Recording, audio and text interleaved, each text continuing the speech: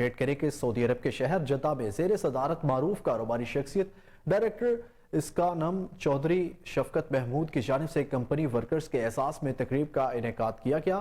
تقریب کے مہمان خصوصی پاکستان قونصلیٹ جدہ قونصل جنرل خالد مجید تھے۔ تقریب سے خطاب کرتے ہوئے مہمان خصوصی قونصل جنرل خالد مجید کا کہنا تھا، چودھری شفقت اور اسکان ناکام کمپنی کے تمام ذمہ داران کو اتنا شاندار پروگرام کا انعقاد کرنے پر مبارکباد پیش کرتا ہوں۔ اچھی کمپنی وہی ہے جہاں لیبر کو عزت ملے اور لیبر کے حقوق کا خیال رکھا جائے۔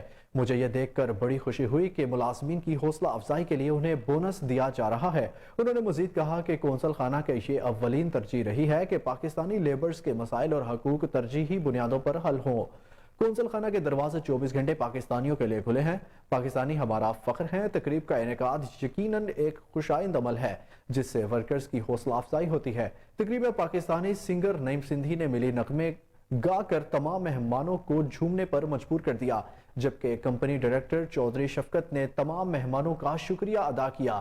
ان کا کہنا تھا، ہماری کمپنی نے وہ پروجیکٹ بھی قلیل مدت میں پایا تکمیل تک پہنچائے ہیں جن کو مکمل ہونے میں 1 سال کا عرصہ لگنا تھا۔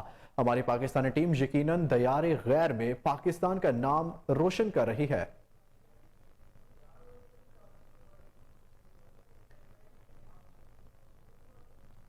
نیوز اسٹوڈیو سے اب تک کے لیے اتنا ہی۔